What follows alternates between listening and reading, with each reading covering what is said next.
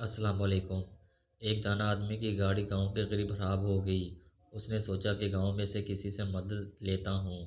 وہ جیسے ہی گاؤں میں داخل ہوا تو اس نے دیکھا ایک بوڑھا شخص چارپائی پر بیٹھا ہے اور اس کے قریب مرغیاں دانا چگ رہی ہیں۔ ان مرغیوں میں ایک باز کا بچہ بھی ہے جو مرغیوں کی طرح دانے چگ رہا ہے۔ وہ حیران ہوا اور اپنی گاڑی کو بھول کر اس بوڑھے شخص سے کہنے لگا کہ یہ کیسے خلاف قدرت ممکن ہوا کہ ایک باز کا بچہ زمین پر مرغیوں کے ساتھ دانے چگ رہا ہے۔ تو اس بوڑھے شخص نے کہا، دراصل یہ باز کا بچہ صرف ایک دن کا تھا جب یہ پہاڑ پر مجھے گرا ہوا ملا۔ میں اسے اٹھا لایا۔ یہ زخمی تھا، میں نے اس کو مرہم پٹی کر کے اس کو مرغی کے بچوں کے ساتھ رکھ دیا۔ جب اس نے پہلی بار آنکھیں کھولیں تو اس نے خود کو مرغی کے چوزوں کے درمیان پایا۔ یہ خود کو مرغی کا چوزا سمجھنے لگا اور دوسرے چوزوں کے ساتھ ساتھ اس نے بھی دانا چگنا سیکھ لیا۔ اس دانا شخص نے گاؤں والوں سے درخواست کی کہ یہ باز کا بچہ مجھے دے دیں تحفے کے طور پر یا اس کی قیمت لے لیں، میں اس پر تحقیق کرنا چاہتا ہوں۔ اس گاؤں والے نے باز کا بچہ اس دانا شخص کو تحفے کے طور پر دے دیا۔ یہ اپنی گاڑی ٹھیک کروا کر اپنے گھر آ گیا۔ وہ روزانہ باز کے بچے کو چھت سے نیچے پھینک دیا کرتا، مگر باز کا بچہ مرغی کی طرح اپنے پروں کو سکیڑ کر گردن اس میں چھپا لیتا۔ وہ روزانہ بلا ناغہ باز کے بچے کو اپنے سامنے ٹیبل پر بٹھاتا اور اسے کہتا کہ تو باز کا بچہ ہے، مرغی کا نہیں، اپنی پہچان کر۔ اسی طرح اس نے کئی دن تک اردو، پنجابی، سندھی، سرائیکی، پشتو ہر زبان میں اس باز کے بچے کو کہا کہ تو باز کا بچہ ہے، مرغی کا نہیں، اپنی پہچان کر، اپنے آپ کو پہچاننے کی کوشش کرو۔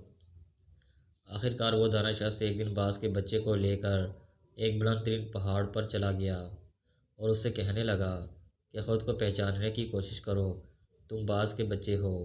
اور اس شخص نے یہ کہہ کر باز کے بچے کو پہاڑ کی بلندی سے نیچے پھینک دیا۔ باز کا بچہ ڈر گیا اور اس نے مرغی کی طرح اپنی گردن کو جھکا کر پروں کو سکیڑ لیا اور آنکھیں بند کر لیں۔ تھوڑی دیر بعد اس نے آنکھیں کھولیں تو اس نے دیکھا کہ زمین ابھی تو بہت دور ہے۔ تو اس نے اپنے پر پھڑپھڑائے اور اڑنے کی کوشش کرنے لگا، جیسے کوئی آپ کو دریا میں دھکا دے دے تو آپ کو تیرنا نہیں بھی آتا ہو تو بھی آپ ہاتھ پاؤں ماریں گے۔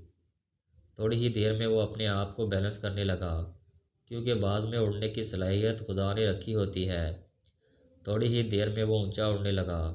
وہ خوشی سے چیخنے لگا اور اوپر جانے لگا۔ کچھ ہی دیر میں وہ اس دانا شخص سے بھی اوپر نکل گیا اور نیچے نگاہیں کر کے اس کا احسان مند ہونے لگا۔ تو دانا شخص نے کہا، اے باز، میں نے تجھے تیری شناخت دی ہے، اپنے پاس سے کچھ نہیں دیا۔ یہ کمال صلاحیتیں تیرے اندر موجود تھیں، مگر تو بے خبر تھا۔ یہی معاملہ ہم لوگوں کے ساتھ ہے۔ ہماری ایک خاص شناخت ہے، ہم ایک خاص امت کے ارکان ہیں، ہمارے اندر اللہ رب العزت نے بے پناہ صلاحیتیں رکھی ہیں، مگر پرابلم یہ ہے کہ ہمارے ارد گرد بے شمار مرغیاں ہیں، جن میں ہمارے ٹی وی چینلز اور اخبارات بھی شامل ہیں، جو مسلسل ہم کو بتاتے ہیں کہ ہم باز کے بچے نہیں، مرغی کے بچے ہیں، جو مسلسل بتاتے ہیں کہ تم بہادر اور طاقتور نہیں بلکہ بزدل اور کمزور ہو، تمہاری تو قوم ہی ایسی ہے، تم دہشت گرد ہو، تم لوگ آگے نہیں بڑھ سکتے۔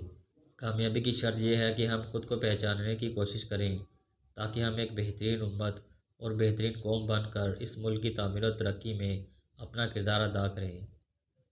ہماری حوصلہ افزائی کے لیے ہمارے چینل کو سبسکرائب ضرور کر دیں۔ شکریہ۔